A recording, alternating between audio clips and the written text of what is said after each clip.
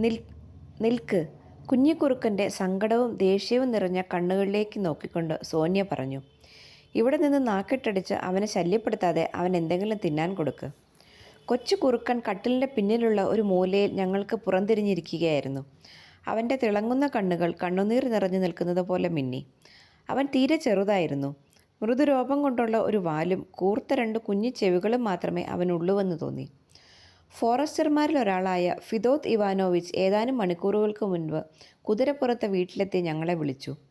ഞങ്ങൾ ഓടിയെത്തിയപ്പോൾ കയ്യിലുണ്ടായിരുന്ന ഒരു ചാക്കിൻ്റെ കെട്ടഴിച്ച് അദ്ദേഹം വിറച്ചുകൊണ്ടിരിക്കുന്നതും രോമാവൃതവുമായ എന്തോ ഒന്നിനെ പുറത്തെടുത്തു. ചാരനിറമുള്ള ഒരു പൂച്ചക്കുഞ്ഞാണ് അതെന്നാണ് ഞങ്ങൾ ആദ്യം വിചാരിച്ചത്. സോന്യ, ഇതാ, ഫിദോത്ത് ഇവാനോവിച്ച് പറഞ്ഞു. ഇവനെ അകത്തേക്ക് കൊണ്ടുപോയിക്കോളൂ. ആരും അവനെ പേടിപ്പിക്കാതിരിക്കാൻ പ്രത്യേകം ശ്രദ്ധിക്കണം. ഇപ്പോൾ തന്നെ അവൻ വല്ലാതെ വിരണ്ടിരിക്കുകയാണ്. സോന്യ കുറുക്കൻ കുഞ്ഞിനെ മുറിയിലേക്ക് കൊണ്ടുപോയി. അവൾ അവനെ താഴെ വെച്ചയുടൻ അവൻ കട്ടിലിൻ്റെ പിന്നിലുള്ള ഒരു മൂലയിൽ ചെന്ന് പുറംതിരിഞ്ഞിരിപ്പായി. അവൻ വല്ലാതെ പേടിച്ചിരിക്കുകയാണെന്ന് മനസ്സിലായതുകൊണ്ട് ഞങ്ങൾ നിലത്തിരുന്ന് അടക്കിയ ശബ്ദത്തിലാണ് സംസാരിച്ചത്. എന്തൊരു ഭംഗിയാണവന്, നടാശ കട്ടിലിനടിയിലേക്ക് ഒളിഞ്ഞു നോക്കിക്കൊണ്ട് പതുക്കെ പറഞ്ഞു. അവൾക്ക് അവനെ ഒന്ന് തലോടണമെന്ന് തോന്നി. അവൾ കൈ നീട്ടിയുടൻ അവൻ പേടിപ്പിക്കുന്ന വിധം മുതുകു വളയ്ക്കുകയും അസാധാരണമായ രീതിയിൽ കുരയ്ക്കുകയും ചെയ്തു. കഹ് കഹ് കഹ്. തൊണ്ടയിൽ എന്തോ ഇരുന്ന് ngർ എന്ന് ശബ്ദമുണ്ടാക്കുകയും അവൻ ചുമയ്ക്കുകയുമാണെന്ന് തോന്നി. കുറുക്കന്മാർ തിന്നുന്നതെന്താണ്? കൈ വലിച്ചെടുത്തുകൊണ്ട് നതാഷ ചോദിച്ചു. കോഴികളെ ആയിരിക്കുമല്ലേ? ആണെന്ന് തോന്നുന്നു, സഗൗരവം സോനിയ പറഞ്ഞു. പക്ഷേ നമ്മൾ അവന് കോഴികളിൽ ഒന്നിനെയും കൊടുക്കുകയില്ല. നിന്റെ പിടക്കോഴിയെയോ കോഴിക്കുഞ്ഞിനെയോ അവന് തിന്നാൻ കൊടുത്താൽ നീ തന്നെ കിടന്ന് കരയും, ഇല്ലേ? അതുമാത്രവുമല്ല, അവൻ ഇപ്പോഴും തീരെ ചെറുതാണ്.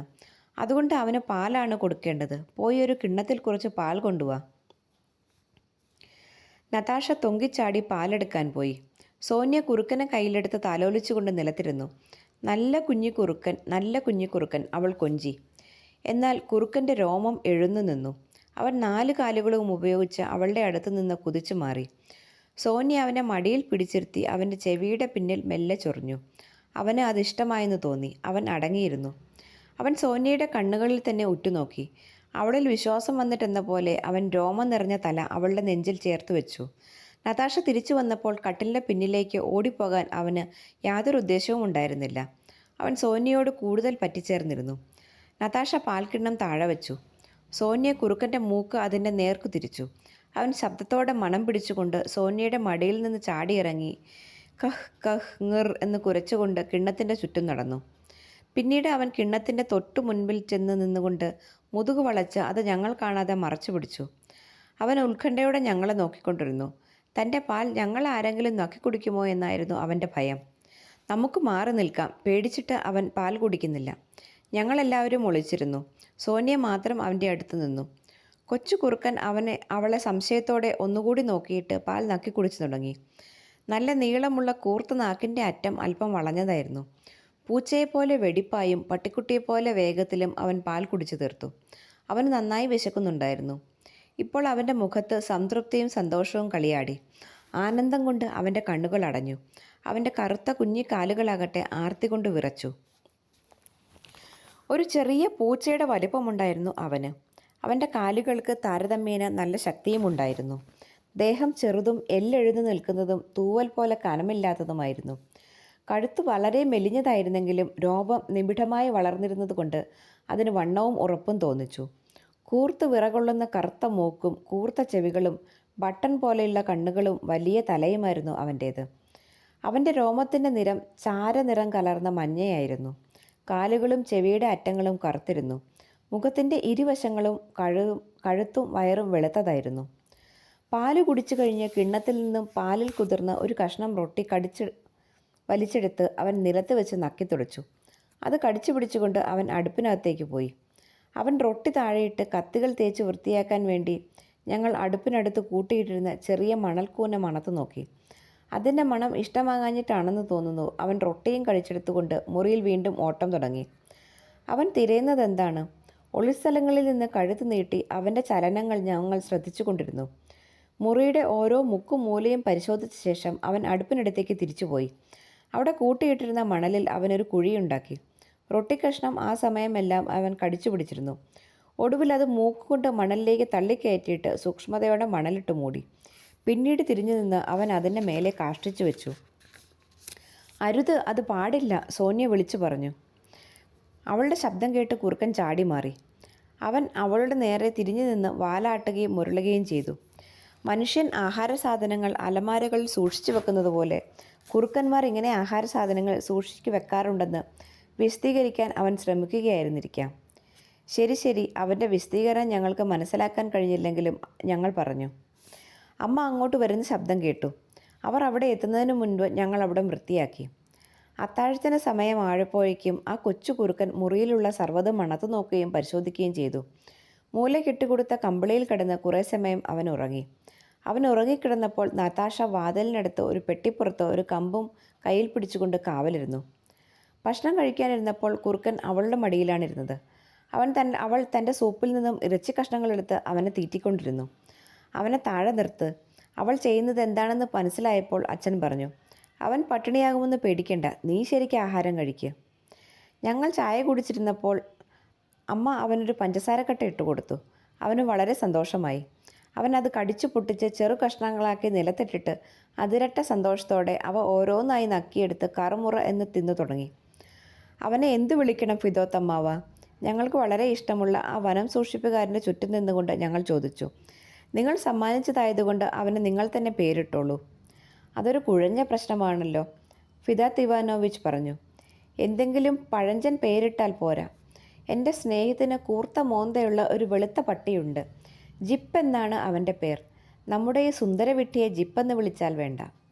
"വേണ്ട വേണ്ട, ജിപ്പെന്ന് വിളിക്കുന്നത് എന്താണ്? അതെന്തൊരു പേരാണ്?" മുഖം വീർപ്പിച്ചുകൊണ്ട് നതാഷ പറഞ്ഞു. "നമുക്കവനെ ഫ്രാന്തിക് എന്ന് വിളിക്കാം." ബ്രാക്കറ്റിൽ ഫ്രാന്തിക് എന്നാൽ സുന്ദരവിട്ടി എന്നർത്ഥമുള്ള ഫ്രാന്ത് എന്ന റഷ്യൻ വാക്കിൽ നിന്ന്. "ഫ്രാന്തിക് കൊള്ളാം, തരക്കേടില്ല," ഞങ്ങൾ പറഞ്ഞു. ഈ സമയമെല്ലാം ഫ്രാന്തിക് മുറി പരിശോധിക്കുകയായിരുന്നു. പെട്ടെന്ന് അവൻ വളരെ രസകരമായ ഒരു കണ്ടുപിടുത്തം നടത്തി. അടുപ്പിനടുത്തുള്ള ബെഞ്ചിൻ്റെ അടിയിൽ ഒരു കുട്ട നിറയെ മുട്ടയിരിക്കുന്നു. അവൻ പിൻകാലുകളിൽ എണീറ്റ് നിന്നുകൊണ്ട് കുട്ടയ്ക്കുള്ളിലേക്ക് നോക്കി. എത്ര മുട്ടകൾ! ഒരു കുഞ്ഞിക്കുറുക്കൻ ഇത്രയധികം മുട്ടകൾ എന്തു ചെയ്യും? എന്തായാലും ആവത് ശ്രമിക്കുക തന്നെ എന്ന് അവൻ തീരുമാനിച്ചു. ഒരു നിമിഷം പോലും വെറുതെ കളയാതെ അവൻ ഒരു മുട്ട കടിച്ചെടുത്ത് അടുത്ത മുറിയിലേക്ക് കൊണ്ടുപോയി.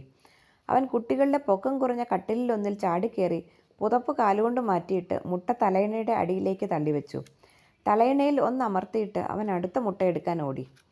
രണ്ടാമത്തെ മുട്ട ഒളിച്ചു വെക്കാൻ അവൻ കുറേ പാടുപെട്ടു. അതുകൊണ്ട് മുറിയിൽ പല പ്രാവശ്യം ഓടി നടന്നു. ഒടുവിൽ അവൻ ഒരു തോൾ ചെരുപ്പ് കണ്ടുപിടിച്ചു. അത് മണപ്പിച്ച് നോക്കിയിട്ട് അവൻ മുട്ട ചെരുപ്പിനുള്ളിലേക്ക് തള്ളിവെച്ചു. അവൻ മൂന്നാമത്തെ മുട്ട എടുക്കാൻ പുറപ്പെട്ടു. അവൻ ചെയ്യുന്നത് എന്താണെന്ന് കണ്ടപ്പോൾ ഫിദാത്ത് ഇവാനോവിച്ച് പറഞ്ഞു, "ഹേ ഫ്രാന്തിക്, നീയൊരു ബിരുദനാണല്ലോ." അദ്ദേഹം കുട്ടയെടുത്ത് ബെഞ്ചിൻ്റെ മുകളിൽ വെച്ചു. ഫ്രാന്തിക്കിനെ തൊണ്ടി സഹിതം കണ്ടുപിടിച്ചിരിക്കുന്നു. അവൻ പെട്ടിയുടെ പിറകിൽ ഒളിക്കാൻ ശ്രമിച്ചു. എന്നാൽ സോന്യ അങ്ങോട്ട് നോക്കുന്നത് കണ്ടപ്പോൾ മുട്ട ഒളിച്ചു വെക്കാൻ പറ്റില്ലെന്ന് അവന് മനസ്സിലായി. അവൻ കടിച്ച് മുട്ടത്തോടിൽ ഒരു ദ്വാരമുണ്ടാക്കി അതിലൂടെ മുട്ട വലിച്ചു കുടിച്ചിട്ട് ചിറുനക്കി. വയറ് വല്ലാതെ നിറഞ്ഞിരുന്നെങ്കിലും മുട്ട വെറുതെ കളയാൻ പറ്റുമോ? ഫ്രാന്തിക്കിൻ്റെ പേടിയെല്ലാം പോയി. അവൻ്റെ ആഹ്ലാദഭരിതമായ മുഖം ഒരു കോമാളിയുടേത് പോലെയിരുന്നു. കുസൃതിയോടെ അവൻ്റെ കണ്ണുകൾ തിളങ്ങി. ഗംഭീര ശാപ്പാട് കഴിഞ്ഞ് അവൻ്റെ വയർ ഒരു റബ്ബർ പന്ത് പോലെ വീർത്തിരുന്നു. വിളക്കിൻ്റെ അടുത്തേക്ക് പറന്നു വരുന്ന വണ്ടുകളെയും ശലഭങ്ങളെയും നോക്കിക്കൊണ്ട് അവൻ സോന്യയുടെ മടിയിൽ ചുരുണ്ടു കിടന്നു.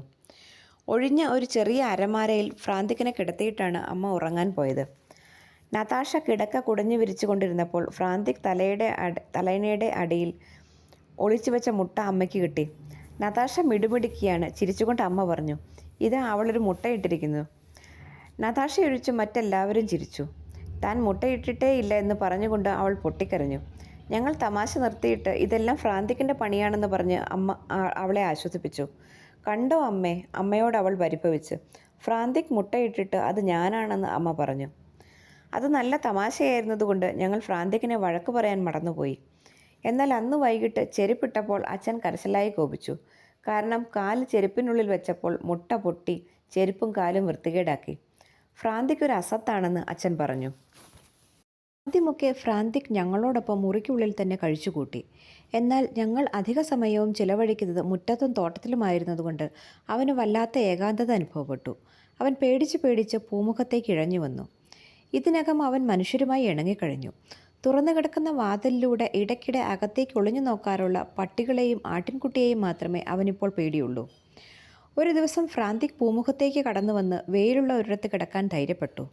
പെട്ടെന്ന് കുഞ്ഞി കുളമ്പുകൾ നിലത്ത് പതിക്കുന്ന ശബ്ദം കേട്ടു തുടങ്ങി. സ്തിപ്പാൻ എന്നു പേരുള്ള ഞങ്ങളുടെ അരുമയായ ആട്ടിൻകുട്ടി പടവുകൾ കയറി പൂമുഖത്തെത്തി. ഫ്രാന്തിക് പേടിച്ചു വിരണ്ട് വാതിൽക്കലേക്കോടി. എന്നാൽ സ്റ്റിപ്പാൻ അവൻ്റെ വഴി മുടക്കി. പാവം ഫ്രാന്തിക് എന്തു ചെയ്യും? കണ്ണെടുക്കാതെ ആട്ടിൻകുട്ടിയെ തന്നെ ഉറ്റുനോക്കിക്കൊണ്ട് അവൻ നിലത്തോട് ചേർന്ന് കിടന്നു. സ്റ്റിപ്പാൻ അവനെയും തുറച്ചു നോക്കി. സ്റ്റിപ്പാൻ ഒന്ന് ചീറ്റിയിട്ട് തല കുലുക്കിക്കൊണ്ട് ഫ്രാന്തിക്കിനെ നേർക്ക് പാഞ്ഞു. 6 ആഴ്ച മാത്രം പ്രായമുള്ള ഒരു ആട്ടിൻകുട്ടി അപകടകാരിയായ ഒരു ശത്രുവല്ലെങ്കിലും ഫ്രാന്തിക് ഭയചകിതനായി. അവൻ തഞ്ചത്തിൽ ഒരു ചുണ്ടലിയെപ്പോലെ സ്റ്റിപ്പാനെ കടന്ന് മുറിക്കുള്ളിലേക്ക് ഓടിപ്പോയി കട്ടിലിനടിയിൽ ഒളിച്ചു. സ്റ്റിപ്പാൻ പിന്നാലെ ചെന്ന് കട്ടിലിനടിയിലേക്ക് തലയിട്ടു. കട്ടിലിന് കീഴെയുള്ള ഇരുട്ടിലെത്തിയപ്പോൾ ഫ്രാന്തിക്കിന് ആത്മവിശ്വാസം തിരിച്ചു കിട്ടി. ഇത് തൻ്റെ മാളം പോലെ തന്നെയാണ്, തുറന്ന പൂമുഖം പോലെയല്ല. കിടക്കവരിയുടെ തൂങ്ങിക്കിടക്കുന്ന തൊങ്ങലുകൾക്കിടയിലൂടെ പുറത്തേക്ക് തലനീട്ടി അവൻ ഉറക്കെ കുരച്ചു. കഹ് കഹ് ങ്ങിർ ങ്ങിർ. സ്റ്റിപ്പാൻ പരിഭ്രമിച്ച് പിന്നോട്ട് മാടി. അത് ഒരു ചുവട് പിന്മാറിയ ഉടൻ തന്നെ ഫ്രാന്തിക്കിന് കൂടുതൽ ധൈര്യമായി. അവൻ കുരച്ചുകൊണ്ട് മുന്നോട്ട് വന്നു. അവൻ തല പൊക്കി ചെവികൾ പിന്നോക്കം പിടിച്ചു. ഇപ്പോൾ മുഠാളനായ സ്റ്റിപ്പാനാണ് പേടിച്ചു പോയത്. ഫ്രാന്തിക് കുരയ്ക്കുന്നത് കേട്ട് ഞങ്ങൾ സഹായത്തിന് ഓടിയെത്തി. അവിടെ നിൽക്കുന്നത് പന്തിയല്ലെന്ന് മനസ്സിലാക്കി സ്റ്റിപ്പാൻ ജനൽപ്പടിയിലേക്ക് ചാടിക്കേറി. കുസൃതിയോടെ സോനിയെ നോക്കി തലകുലുക്കിയിട്ട് അവൻ അവിടെ നിന്ന് തോട്ടത്തിലേക്ക് ചാടി. ഫ്രാന്തിക് സന്തോഷത്തോടെ വാലാട്ടിക്കൊണ്ട് ഞങ്ങളെ സ്വീകരിക്കാൻ ഓടി വന്നു. പാവം, അവൻ വല്ലാതെ പേടിച്ചുപോയി. അവൻ്റെ ഹൃദയം എത്ര വേഗമാണ് മിടിക്കുന്നതെന്ന് നോക്ക്. ഞങ്ങളെല്ലാവരും ഫ്രാന്തിക്കിനെ തലോടി. ആശ്വസിപ്പിക്കാനായി അവനൊരു പഞ്ചസാര കട്ട കൊടുത്തു. അതിനുശേഷം വളരെ നാളത്തേക്ക് മുറിവിട്ടിറങ്ങാൻ അവൻ ധൈര്യപ്പെട്ടിട്ടില്ല. ജനലിൽ നിന്ന് ഞങ്ങളെ നോക്കി അവൻ തൃപ്തിപ്പെട്ടു. ഞങ്ങൾ പന്തുകളി തുടങ്ങുമ്പോൾ ഫ്രാന്തിക് ജനൽപ്പടിയിൽ ഇരിപ്പുറപ്പിക്കും. അവിടെ നിന്ന് അവൻ ഞങ്ങളെ ഉറ്റുനോക്കും. രോമനിബിഡമായ വാൽ മുൻകാലുകളിൽ ചുറ്റി വളച്ചു വെച്ചുകൊണ്ട് അവിടെ ഇരിക്കുമ്പോൾ അവനൊരു പൂച്ചയാണെന്നേ തോന്നൂ. അവൻ നന്നായി ഇണങ്ങിക്കഴിഞ്ഞു. ഞങ്ങൾ കൊടുക്കുന്നത് എന്തും അവൻ തിന്നും. റൊട്ടി, മുട്ട, പഞ്ചസാര, വേവിച്ച പച്ചക്കറികൾ, പഴങ്ങൾ, ജാം, പുല്ലുപോലും അവൻ തിന്നിട്ടുണ്ട്. എന്നാൽ അവൻ്റെ സ്വാദുനോട്ടം ഒന്ന് പ്രത്യേകമായിരുന്നു. ഉദാഹരണത്തിന് ജാം നക്കിത്തിന്നു കഴിഞ്ഞാലുടൻ അവൻ നേരത്തെ തിന്നാൻ കിട്ടിയതിൽ നിന്ന് എവിടെയെങ്കിലും സൂക്ഷിച്ചു വെച്ചിരിക്കുന്ന ചീഞ്ഞ മാംസകഷ്ണമെടുത്ത് സന്തോഷത്തോടെ ചവച്ചു തുടങ്ങും. അവൻ പല പ്രാവശ്യമായിട്ടാണ് ഭക്ഷണം കഴിച്ചിരുന്നത്. എന്നാൽ ഓരോ പ്രാവശ്യവും കുറേശ്ശെ മാത്രമേ തിന്നുകയുള്ളൂ. മിച്ചം വരുന്നത് ഒരിക്കലും അവന് ഉപേക്ഷിക്കുകയില്ല. ആദ്യം റൊട്ടി കിട്ടിയപ്പോൾ ചെയ്തതുപോലെ ബാക്കി വരുന്ന ആഹാരം എവിടെയെങ്കിലും കുഴിച്ചിടാനായിരുന്നു അവനിഷ്ടം. അവൻ്റെ ഈ ശീലം ഞങ്ങൾക്ക് അരോചകമായിരുന്നു. തീരെ പ്രതീക്ഷിക്കാത്ത സ്ഥലങ്ങളിലായിരിക്കും അവൻ മാംസകഷ്ണങ്ങളും എല്ലും പഞ്ചസാരക്കട്ടയും മറ്റും കൊണ്ടുവയ്ക്കുന്നത്. രാത്രിയും പകലും ജനൽ തുറന്നു കിടക്കുകയായിരുന്നെങ്കിലും അവൻ്റെ മുറിയിൽ കുറുക്കൻ്റെ ഗന്ധം രൂക്ഷമായി അനുഭവപ്പെട്ടു. ആ വഴി വരുമ്പോഴെല്ലാം പട്ടികൾ സംശയത്തോടെ മണം പിടിക്കും. അവയെ കണ്ടാലുടൻ ഉറക്കെ കുരച്ചുകൊണ്ട് ഫ്രാന്തിക് മുന്നോട്ട് വരും. അത് കഴിഞ്ഞ് സുരക്ഷിതമായ ഏതെങ്കിലും ഒരു സ്ഥാനത്തേക്ക് ഓടിപ്പോകും. ഒടുവിൽ പട്ടികൾക്ക് അത് പരിചയമായി. അവ അവനെ ശല്യപ്പെടുത്തതായെങ്കിലും അവനുമായി ഒരിക്കലും കൂടുതൽ അടുത്തിട്ടില്ല. പൂച്ചകളോടോ പട്ടികളോടോ സൗഹാർദ്ദം സ്ഥാപിക്കാൻ ഫ്രാന്തിക് ഒരിക്കലും താല്പര്യം കാണിച്ചിരുന്നില്ല എന്നതാണ് സത്യം. തികച്ചും അപരിചിതരെ പോലെ അവർ കഴിഞ്ഞു. ദുർലഭമായി അവയുമായി ഏറ്റുമുട്ടിയിട്ടുള്ള സന്ദർഭങ്ങളിലെല്ലാം ഫ്രാന്തിക്കാണ് തോറ്റത്. ഇര തങ്ങളിൽ നിന്ന് ഓടി രക്ഷപ്പെടാൻ ശ്രമിക്കുകയോ ഒളിച്ചിരിക്കുകയോ ചെയ്യാതെ കാൽ കീഴിൽ കടന്നു വരുന്നത് എന്തുകൊണ്ടാണെന്ന് വേട്ടപ്പട്ടികൾ അത്ഭുതപ്പെട്ടു. ഇത് ഭയങ്കരമാണ്. എൻ്റെ തൊപ്പിക്കുള്ളിൽ നിന്ന് പൂപ്പൽ പിടിച്ച ഒരു കഷ്ണം പാൽക്കട്ടി എടുത്ത് കളഞ്ഞുകൊണ്ട് അമ്മ ദേഷ്യത്തോടെ പറഞ്ഞു. ആ കുറുക്കൻ എലികളെ പടയോടെ ക്ഷണിച്ചു വരുത്തും. അത് ശരിയല്ല അമ്മേ, സോന്യ പറഞ്ഞു. അവൻ ഏതാനും എലികളെ വിളിച്ചു വരുത്തുമായിരിക്കും. പക്ഷേ അവൻ തന്നെ അവയെ തിന്ന് നശിപ്പിച്ചുകൊള്ളും. അത് സത്യമായിരുന്നതുകൊണ്ട് അമ്മ പിന്നീടൊന്നും പറഞ്ഞില്ല. എലിയെ പിടിക്കാൻ ഫ്രാന്തിക്കിന് വളരെ ഇഷ്ടമായിരുന്നു. അവൻ അതിനായി മണിക്കൂറുകളോളം മുറികളിൽ ചുറ്റി നടക്കും. ഇടയ്ക്കിടെ നിന്ന് അവൻ തറയിലുള്ള വിടവുകളിൽ മണത്തു നോക്കും. അവൻ വിടവിലേക്ക് മൂക്കു ചേർത്ത് പിടിച്ചുകൊണ്ട് ഗൗരവത്തിൽ ചീറുകയും തല ചെരിച്ചു പിടിക്കുകയും ചെയ്യും. ചിലപ്പോൾ അവൻ ശബ്ദമുണ്ടാക്കാതെ മുറിയിലൂടെ നടന്നുകൊണ്ടിരിക്കുന്നതിനിടയിൽ പെട്ടെന്ന് ചെവികൾ കൂർപ്പിക്കുകയും തറയിൽ ഒരിടത്തേക്ക് തുറച്ചു നോക്കുകയും ചെയ്ത ശേഷം അങ്ങോട്ട് ചാടി വീഴും. തറപ്പലകളുടെ അടിയിലൂടെ ഒരു എലി ഓടിപ്പോയി എന്നാണ് അതിൻ്റെ അർത്ഥം. ഒരിക്കൽ ഒരു ചുണ്ടലിയെ ഫ്രാന്തിക് പിടിച്ചു. അഭിമാനവും സന്തോഷവും കൊണ്ട് അവൻ തുള്ളിച്ചാടി. അവനെ കടിച്ചു പിടിച്ചുകൊണ്ട് ഒരു പൂച്ചയെപ്പോലെ അവൻ മുറിയിൽ ഓടിക്കളിച്ചു. എന്നാൽ അവനെ സംബന്ധിച്ചിടത്തോളം അത് ദുഃഖത്തിലാണ് കലാശിച്ചത്. കളിക്കിടയിൽ അവൻ പാതി ചത്ത എലിയെ മുറിയുടെ മധ്യത്തിലിട്ടിട്ട് ഒരു വശത്തേക്ക് മാറി നിന്ന് ജ്വലിക്കുന്ന കണ്ണുകളോടെ അതിനെ നോക്കിക്കൊണ്ടിരുന്നു. പെട്ടെന്ന് ഞങ്ങളുടെ പൂച്ച അലമാരിയുടെ പുറത്തുനിന്ന് ചാടിയിറങ്ങി എലിയെയും കടിച്ചെടുത്തുകൊണ്ട് എവിടെയോ മറഞ്ഞു. ഫ്രാന്തിക്കിന് നിസ്സഹായനായി മുറിയിൽ ഓടി നടക്കാനേ കഴിഞ്ഞുള്ളൂ. ഫ്രാന്തിക്, നിനക്കതിനെ അപ്പോൾ തന്നെ തിന്നാമായിരുന്നില്ലേ? നതാഷ പറഞ്ഞു. നീ അതിനെ ദണ്ഡിപ്പിച്ചു രസിച്ചു. നിനക്കിങ്ങനെ തന്നെ പറ്റണം. ഒരു മാസം കഴിഞ്ഞു. ഫ്രാന്തിക് വളരെ നന്നായി പെരുമാറുകയും വീട്ടിലുള്ള എലികളെയെല്ലാം പിടിക്കുകയും ചെയ്തിരുന്നെങ്കിലും അവനെ വീട്ടിനുള്ളിൽ പാർപ്പിക്കുന്നത് ഞങ്ങൾക്ക് വലിയ ബുദ്ധിമുട്ടായിരുന്നു. ഒരു ദിവസം രാവിലെ അമ്മ ഫ്രാന്തിക്കിനെ പുറത്തിറക്കി മുറിയുടെ വാതിലടച്ചിട്ട് അവനെ മുറ്റത്തേക്ക് വിളിച്ചു. അവൻ പൂമുഖം വരെ നടന്നു ചെന്നു. എന്നാൽ പൂമുഖത്തു നിന്നുള്ള പടികൾ ഇറങ്ങി മുറ്റത്തേക്ക് പോവാൻ ധൈര്യമില്ലാതെ അവൻ അടച്ചിട്ട വാതിലിലേക്ക് പ്രതീക്ഷയോടെ നോക്കിക്കൊണ്ടു നിന്നു. ഇവിടെ വാ, പേടിത്തൊണ്ടൻ. സോനിയ അവനെ എടുത്ത് മുറ്റത്ത് നിർത്തി. അവൻ പേടിച്ച് പൂമുഖത്തിനരികിൽ എവിടെയോ ഒളിച്ചു. ഭാഗ്യദോഷത്തിന് അതിനടുത്തൊരിടത്ത് കുറേ ധാന്യം ചിതറിക്കിടക്കുന്നത് ഒരു പൂവൻകോഴി കണ്ടു. അത് അവിടം ചികഞ്ഞുകൊണ്ട് പിടകളെ വിളിക്കാനായി ഉറക്കെ കൂവി. ഫ്രാന്തിക്കിൻ്റെ ഭയം പമ്പ കടന്നു. അവൻ ചാടി വീണ് പൂവൻകോഴിയെ കൊന്നു. അതിനെയും വലിച്ചുകൊണ്ട് അവൻ മുറ്റത്തിൻ്റെ മറ്റൊരു കോണിലേക്ക് പോയി. ജാഗ്രതയോടെ ചുറ്റും നോക്കിയിട്ട് മണ്ണ് മാന്തി ഒരു കുഴിയുണ്ടാക്കി കോഴിയെ അതിലിട്ട് മൂടി. ഇരയെ താൻ ഭംഗിയായി ഒളിച്ചുവെച്ചുവെന്നായിരുന്നു ഫ്രാന്തിക്കിൻ്റെ വിചാരം. എന്നാൽ അതിൻ്റെ കാലുകൾ മൺകൂനയുടെ മുകളിൽ വടി പോലെ പൊങ്ങി നിന്നത് അവൻ അറിഞ്ഞില്ല. നതാഷ മുറ്റം തൂത്തുവാരുകയായിരുന്നു. പൂവൻകോഴിയുടെ കാലുകൾ പൊങ്ങി നിൽക്കുന്നത് അവൻ കണ്ടു. അവൾ ആ ഭാഗ്യഹീനനെ കുഴിയിൽ നിന്ന് വലിച്ചു പുറത്തിട്ടു. അവളുടെ കണ്ണിലുണ്ണിയായ ക്ലക്കിയായിരുന്നു അത്. എനിക്ക് നിന്നെ കാണണ്ട, പൂവനെ ഫ്രാന്തിക്കിൻ്റെ മുന്നിൽ എറിഞ്ഞുകൊണ്ട് നതാഷ പറഞ്ഞു. നിനക്ക് വിശന്നിട്ടായിരുന്നെങ്കിൽ സഹിക്കാമായിരുന്നു. നീ വെറുതെ എൻ്റെ ക്ലക്കിയെ ഞെരിച്ചു കൊന്നു. നിന്നോട് പക പോക്കാനാണ് അവൻ അത് ചെയ്തത് എന്ന് തമാശയായി പറഞ്ഞിട്ട് ഗൗരവത്തിൽ അച്ഛൻ കൂട്ടിച്ചേർത്തു. ആ ഗുരുത്തം കെട്ടവനെ തുടലിൽ പൂട്ടണം. എപ്പോഴും ഫ്രാന്തിക്കിൻ്റെ പക്ഷം പിടിക്കാറുള്ള ഞങ്ങളിപ്പോൾ അതിന് എതിര് പറഞ്ഞില്ല. അന്നു തന്നെ അവനെ ഒരു തുടലിലിട്ട് പൂട്ടി. അച്ഛൻ ബലമുള്ള ഒരു നീണ്ട കമ്പി മുറ്റത്തിന് കുറുകെ കെട്ടി. അതിൻ്റെ ഒരറ്റം ലായത്തിൻ്റെ മേൽക്കൂരയുടെ ഒരു മൂലയിലും മറ്റേ അറ്റം പൂമുഖത്തെ തൂണിലുമാണ് ബന്ധിച്ചിരുന്നത്. അതിലൊരു കപ്പി ഘടിപ്പിച്ചിരുന്നു. കനം കുറഞ്ഞ് ഒരു നീണ്ട തുടൽ കപ്പിയിൽ കൊളുത്തിയിട്ടു. കപ്പി കമ്പിയിലൂടെ നിഷ്പ്രയാസം ഉരുളും. അതുകൊണ്ട് ഫ്രാന്തിക്കിന് മുറ്റത്തിൻ്റെ ഒരറ്റം മുതൽ മറ്റേ അറ്റം വരെ യഥേഷ്ടം ഓടിക്കളിക്കാൻ സാധിച്ചിരുന്നു. ആദ്യത്തെ കുറേ ദിവസം അവൻ പട്ടികളെ പേടിച്ച് നിലത്തിറങ്ങാതെ കഴിച്ചു. ലായത്തിനടുത്ത് കൂട്ടിയിട്ടിരുന്ന തടികളുടെ മുകളിൽ അവൻ താമസമാക്കി. പന്തുപോലെ അവിടെ ചുരുണ്ടുകിടന്ന് അവൻ ഉറങ്ങും. തടികളുടെ ഇടയിൽ അവൻ ആഹാര സാധനങ്ങൾ ഒളിച്ചു വയ്ക്കും. തടികൾ അടുക്കിയിരിക്കുന്നതിൻ്റെ മുകളിൽ ഇരിക്കുകയോ കിടക്കുകയോ ചെയ്തുകൊണ്ട് അവൻ താഴെ മുറ്റത്ത് തിരക്കിട്ട് നടക്കുന്ന ആളുകളെയും ജന്തുക്കളെയും ശ്രദ്ധിക്കും. കഴിയുന്നത്ര ഉയരത്തിൽ കയറാൻ ഫ്രാന്തിക്കിന് ഇഷ്ടമായിരുന്നു. പൂമുഖത്തിരുന്ന് ഭക്ഷണം കഴിക്കുകയോ ചായ കിടിക്കുകയോ ചെയ്യുമ്പോൾ ഞങ്ങൾ ഫ്രാന്തിക്കിനെ വിളിക്കാറുണ്ടായിരുന്നു. അവൻ ഓടി വന്ന് വശത്തുള്ള അഴികൾ ഒരു അഭ്യാസിയെപ്പോലെ ചാടിക്കടന്ന് ഞങ്ങൾ നീട്ടുന്ന സ്വാദുള്ള സാധനങ്ങൾ വായിലാക്കും. ഒരിക്കൽ ഫ്രാന്തിക്കിന് മിഠായിയുടെ ഒരു കഷ്ണം കൊടുക്കാനായി നതാഷ മുറ്റത്തെത്തി. എന്നാൽ ഫ്രാന്തിക് അവിടെ ഉണ്ടായിരുന്നില്ല. അവൻ എന്തു പറ്റി? അവൻ എവിടെയാണ്? കപ്പിയും തുടലും എങ്ങും കാണാനില്ല. ഫ്രാന്തിക്കിനെ കാണാനില്ല, വേഗം വരൂ. അവളുടെ ശബ്ദം കേട്ട് ഞങ്ങൾ ഓടിയെത്തി. ഞങ്ങൾക്കൊന്നും മനസ്സിലായില്ല. ഇതെങ്ങനെ സംഭവിച്ചു? കമ്പി പൊട്ടിച്ചിട്ടില്ല, എന്നാൽ കപ്പിയും തുടലും കാണാതെ പോയിരിക്കുന്നു. അച്ഛൻ കമ്പിയുടെ ഒരറ്റം മുതൽ മറ്റേ അറ്റം വരെ പരിശോധിച്ചു. ലായത്തിൻ്റെ മേൽക്കൂര പരിശോധിച്ചപ്പോൾ അവിടെ ഒരു കോണിൽ കപ്പിയും തുടലും ഇരിക്കുന്നത് അദ്ദേഹം കണ്ടു. അവൻ ഇവിടെയുണ്ട്, ഞാൻ അവനെ കണ്ടുപിടിച്ചു, അച്ഛൻ വിളിച്ചു പറഞ്ഞു. പക്ഷേ അവൻ എങ്ങനെ ഇവിടെ കയറിയെന്ന് മാത്രം എനിക്ക് മനസ്സിലാവുന്നില്ല. ലായത്തിൻ്റെ ഭിത്തിയിൽ ആ സ്ഥാനത്ത് ഒരു കോണി ചാരി വെച്ചിരുന്നു. അച്ഛൻ മുകളിൽ കയറി വൈക്കോൽ തട്ടിലേക്ക് നോക്കി. എന്താ, ക്ഷേമമാണോ? അവൻ ഇവിടെയുണ്ട് കുട്ടികളെ എന്ന് പറഞ്ഞുകൊണ്ട് അച്ഛൻ ചിരിച്ചു. കുരങ്ങൻ, അവൻ്റെ ഒരു ഇരിപ്പ് കാണണമെങ്കിൽ വേഗം വരും. വൈക്കോൽ കൂനയുടെ പുറത്ത് ഞെളിഞ്ഞിരുന്ന് സഗൗരവം പ്രകൃതി സൗന്ദര്യം കണ്ട് ആസ്വദിക്കുകയായിരുന്നു ഫ്രാന്തിക്. അച്ഛൻ്റെ തലയും ചുമലുകളും വാതിൽക്കൽ പ്രത്യക്ഷപ്പെട്ടപ്പോൾ അവൻ വാലാട്ടുകയും പുഞ്ചിരിക്കുകയും ചെയ്തു. അവൻ അച്ഛൻ്റെ ചുമലിലേക്ക് ചാടിക്കയറി. അച്ഛൻ അവനെ താഴെ ഇറക്കിയിട്ട് പറഞ്ഞു, മഹിളകളെ, പ്രകൃതിദേവിയുടെ ഒരു യുവ ആരാധകനെ പരിചയപ്പെട്ടാലും. ഫ്രാന്തിക് നാണിച്ച് തടിക്കൂനയുടെ അടുത്തേക്ക് ഓടിപ്പോയി. വൈക്കോൽ തട്ടിൻ്റെ ചുമരിനോട് ചേർന്ന് 5 ചെറിയ വീഞ്ഞപ്പെട്ടികൾ നിരത്തി വെച്ചിരുന്നു. വേനൽക്കാലത്ത് കോഴികൾക്ക് മുട്ടയിടാനുള്ള കൂടുകളായിരുന്നു അവ. എല്ലാ ദിവസവും ഉച്ചതിരിഞ്ഞ് ഞാനും നതാഷയും മുകളിൽ കയറി മുട്ട ശേഖരിക്കും. പിടക്കോഴികളെല്ലാം മുട്ടയിടുന്നവയായിരുന്നു. അതുകൊണ്ട് ഓരോ കൂട്ടിലും 3-4 മുട്ട വീതം കാണാറുണ്ടായിരുന്നു. 200 മുട്ട ശേഖരിച്ചാൽ എനിക്കൊരു പുസ്തകവും നതാഷയ്ക്ക് ഒരു പാവയും സമ്മാനം തരാമെന്ന് അമ്മ ഞങ്ങൾക്ക് വാക്കു തന്നിരുന്നു. ഞങ്ങൾ 100-ൽ പരം മുട്ട ശേഖരിച്ചു കഴിഞ്ഞപ്പോൾ പിടക്കോഴികൾ ഇടുന്ന മുട്ടയുടെ എണ്ണം കുറഞ്ഞു തുടങ്ങി. ഓരോ കൂട്ടിലും 2-3 മുട്ടയെ കാണൂ. ചിലപ്പോൾ 1 ഉള്ളൂവെന്നും വരാം. ഒടുവിൽ ഒറ്റ മുട്ട പോലും കിട്ടാതെയായി. കോഴികൾക്ക് എന്തു പറ്റി? തീറ്റ പറ്റുന്നില്ലേ? ഞങ്ങൾ അവയ്ക്ക് കൂടുതൽ തീറ്റ കൊടുത്തു. പക്ഷേ ഫലമൊന്നും കണ്ടില്ല. ഒരു പക്ഷേ അവയ്ക്ക് തടി കൂടിപ്പോയതായതുകൊണ്ടാവാം. ചിലപ്പോൾ അങ്ങനെ സംഭവിക്കാറുണ്ടല്ലോ. ഞങ്ങൾ അവയ്ക്ക് കൊടുക്കുന്ന തീറ്റ കുറച്ചു, അതുകൊണ്ടും ഫലമുണ്ടായില്ല.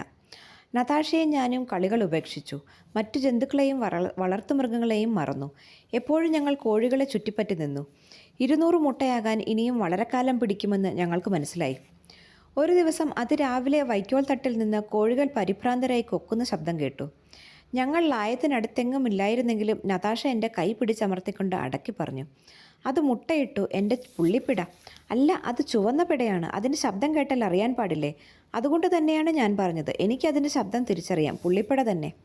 നമുക്ക് അവിടെ ചെന്ന് നോക്കാം. ഞങ്ങൾ വൈക്കോൽ തട്ടിൻ്റെ മുകളിൽ കയറി കോഴികളെ പേടിപ്പിക്കാതെ ഇഴഞ്ഞ് വീഞ്ഞപ്പെട്ടികളുടെ അടുത്തെത്തി. നതാഷ ശബ്ദം കേൾപ്പിക്കാതെ ചുണ്ടുകളനക്കി മന്ത്രിച്ചു. അത് കൂട്ടിലുണ്ട്. ചുവന്ന പിടയാണോ? ഞാൻ ചോദിച്ചു. എനിക്കറിയില്ല, ഇരുട്ടുകൊണ്ട് ശരിക്ക് കാണാൻ വയ്യ. അവൾ കമിഴ്ന്ന് കിടന്ന് മുൻപോട്ട് ഇഴയുകയായിരുന്നു. പുള്ളിപ്പിടയാണ്, അല്ല ചുവന്ന. പെട്ടെന്ന് അവൾ ചാടി എഴുന്നേറ്റ് വിളിച്ചു കൂവി, കള്ളൻ, പെരുങ്കള്ളൻ, നിന്നെ ഞാൻ ശരിയാക്കും. ഒരു തുടൽ കിലുങ്ങി. ഫ്രാന്തിക്ക് കൂട്ടിൽ നിന്ന് ചാടിയിറങ്ങി മിന്നൽ പോലെ പാഞ്ഞുപോയി. പെട്ടികളിൽ മുട്ട കാണാതായതിൻ്റെ രഹസ്യം അതായിരുന്നു.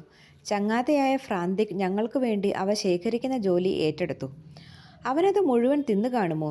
ഒരുപക്ഷെ എവിടെയെങ്കിലും ഒളിച്ചു വെച്ചിട്ടുണ്ടാവും. ഞങ്ങൾ തിരഞ്ഞു തുടങ്ങി. ഒരു ചെറിയ കൂന ഞാൻ കണ്ടെത്തി. ഒരു പിടി കച്ചിക്കടയിൽ 13 മുട്ടയിരുന്നു.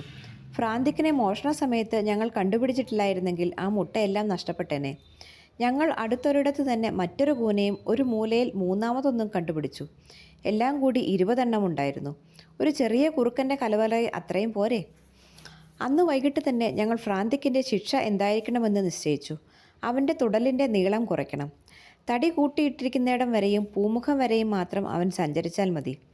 ഇതൊക്കെ ചെയ്തിട്ടും ആ കൗശലക്കാരനായ കുറുക്കൻ ഞങ്ങളുടെ കോഴികളെ നശിപ്പിച്ചുകൊണ്ടിരുന്നു. ഞങ്ങൾ അവന് കഞ്ഞി കൊടുത്തിട്ട് തിരിച്ചു പോയാലുടൻ അവനത് മൂക്കുകൊണ്ട് തട്ടിമറിക്കും. അത് കഴിഞ്ഞ് അല്പം അകലെ ഒരിടത്ത് ചെന്ന് ചത്തതുപോലെ കണ്ണുമടച്ച് അനങ്ങാതെ കിടക്കും. പൂവൻ കോഴി കഞ്ഞി തൂവിക്കിടക്കുന്നത് കണ്ട് പാത്രത്തിനടുത്തെത്തി അത്ഭുതത്തോടെ കൂവും. ഫ്രാന്തിക് നല്ല ഉറക്കമാണ്. അവൻ കൂർക്കം വലിക്കുന്നത് പോലും കേൾക്കാം. പൂവൻ പിടകളെ ക്ഷണിച്ചു വരുത്തും. പിന്നീട് അവ കഞ്ഞി കൊത്തി കുടിക്കുന്ന ബഹളമാണിവിടെ. ഫ്രാന്തിക് ഒരു കണ്ണ് മെല്ലെ തുറക്കും. ഒറ്റ ചാട്ടം. പിടക്കോഴികളിലൊന്ന് അവൻ്റെ വായിലിരിക്കും. മറ്റുള്ളവ പേടിച്ച് അകന്നു മാറും. കഴിയുന്നതും വേഗം കോഴിയെ ഒളിച്ചു വെക്കണമെന്ന് ഫ്രാന്തിക്കിനറിയാം. കുഴിച്ചിടാൻ സമയം ഒരുപാട് വേണം. മാത്രവുമല്ല, പട്ടികൾ കണ്ടുപിടിക്കുകയും ചെയ്യും. അതുകൊണ്ട് അവൻ അതിനെ വലിച്ചിഴച്ച് തടികൾ കൂട്ടിയിട്ടിരിക്കുന്നതിൻ്റെ മുകളിലേക്ക് കൊണ്ടുപോയി അതിനിടയിലുള്ള അവൻ്റെ കലവറയിലേക്ക് ഇടും. കോഴിയെ തടിയുടെ ഇടയ്ക്കുള്ള വിടവിലൂടെ അടിയിലേക്കിടാൻ എളുപ്പമായിരുന്നു. എന്നാൽ ആഴമുള്ള ആ ഇടുങ്ങിയ വിടവിൽ നിന്ന് അതിനെ തിരിച്ചെടുക്കാൻ അവന് കഴിയുമായിരുന്നില്ല. ആ കൊള്ളക്കാരനെ ഈ പ്രശ്നം അലട്ടിയിരുന്നില്ല. കാരണം അവന് തിന്നാൻ വേണ്ടതെല്ലാം കിട്ടിയിരുന്നു. വിനോദത്തിന് വേണ്ടി മാത്രമാണ് അവൻ കോഴികളെ പിടിച്ചത്. നല്ല ചൂടുള്ള കാലാവസ്ഥയായിരുന്നതുകൊണ്ട് ഫ്രാന്തിക്കിൻ്റെ കലവറയിൽ നിന്ന് ദുർഗന്ധം വമിച്ചു. എന്താണ് ഈ നാറ്റം? മൂക്ക് പൊത്തിക്കൊണ്ട് അച്ഛൻ ചോദിച്ചു. മുറ്റത്തുകൂടി കടന്നു പോകാൻ വയ്യല്ലോ.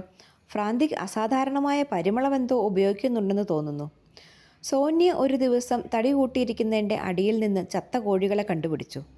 ഫ്രാന്തിക് എല്ലാ സീമകളും ലംഘിച്ചിരിക്കുന്നു. ചത്ത കോഴികളെ ഫ്രാന്തിക്കിൻ്റെ മുൻപിൽ നിരത്തി വെച്ചിട്ട് ഒരു ചുള്ളിക്കമ്പ് കൊണ്ട് ഞങ്ങൾ അവനെ അടിച്ചു. നിനക്ക് നാണമില്ലേ? നതാഷ ചോദിച്ചു. ദേഷ്യത്തോടെ അവൻ തടിക്കൂനയുടെ മുകളിലേക്ക് കയറി. പിന്നീട് അവൻ തിരിഞ്ഞു നിന്ന് കുരച്ചു. കഹ് കഹ് ങ്ങിർ. ഫ്രാന്തിക്കിനെ പോലെ ബുദ്ധിയും പ്രസരിപ്പുമുള്ള മറ്റൊരു ജന്തുവിനെ ഞങ്ങൾ അതിനു മുൻപ് വളർത്തിയിട്ടില്ല. ഒരു നിമിഷത്തേക്ക് പോലും അടങ്ങിയിരിക്കാൻ അവന് സാധിക്കുകയില്ല. ഉറങ്ങുകയോ പുതിയ ഏതെങ്കിലും കുസൃതിയെപ്പറ്റി ആലോചിച്ചുകൊണ്ടിരിക്കുകയോ ചെയ്യാത്തപ്പോഴെല്ലാം അവൻ പൂമുഖം മുതൽ വൈക്കോൽ തട്ട് വരെയും തിരിച്ച് പൂമുഖം വരെ നടക്കുകയോ പൂമുഖത്തിനടുത്ത് കൂട്ടിയിട്ടിരിക്കുന്ന ഇഷ്ടികയുടെ മുകളിൽ കയറി നിന്ന് അഴികളെ എത്തിപ്പിടിക്കാൻ ശ്രമിക്കുകയോ ചെയ്തുകൊണ്ടിരിക്കും. പലപ്പോഴും കുഴപ്പത്തിൽ ചാടിയിട്ടുണ്ടെങ്കിലും തീറ്റി സാധനങ്ങൾ ഒളിച്ചു വയ്ക്കുന്ന ശീലം അവൻ തുടർന്നുകൊണ്ടിരുന്നു. പട്ടികൾക്ക് അക്കാര്യം നല്ലവണ്ണം അറിയാമായിരുന്നു. ഫ്രാന്തിക് തൻ്റെ സാധനങ്ങൾ കൂടുതൽ സുരക്ഷിതമായി ഒളിച്ചു വയ്ക്കാനുള്ള പുതിയ പുതിയ പരീക്ഷണങ്ങൾ നടത്തിക്കൊണ്ടിരിക്കെ അത് കണ്ടുപിടിക്കാനുള്ള എളുപ്പവഴി ആരായുകയായിരുന്നു പട്ടികൾ. അക്കാര്യത്തിൽ പട്ടികൾ കുറുക്കനെ പിന്നിലാക്കി. ഭക്ഷണ സാധനങ്ങൾ ഒളിച്ചു വയ്ക്കാൻ പറ്റിയ സ്ഥലം തടിക്കൂനയും ലായത്തിൻ്റെ പിന്നിലുള്ള ചാണകക്കൂനയുമാണെന്ന് എന്തുകൊണ്ടോ ഫ്രാന്തിക് വിശ്വസിച്ചിരുന്നു. താൻ ഒളിച്ചു വയ്ക്കുന്ന ഭക്ഷണ സാധനങ്ങളിലേക്ക് പട്ടികളുടെ ശ്രദ്ധ ആകർഷിക്കാതിരിക്കാൻ വേണ്ടി അവൻ സ്വന്തം രൂക്ഷമായ ഗന്ധം കൊണ്ട് അവ മൂടും.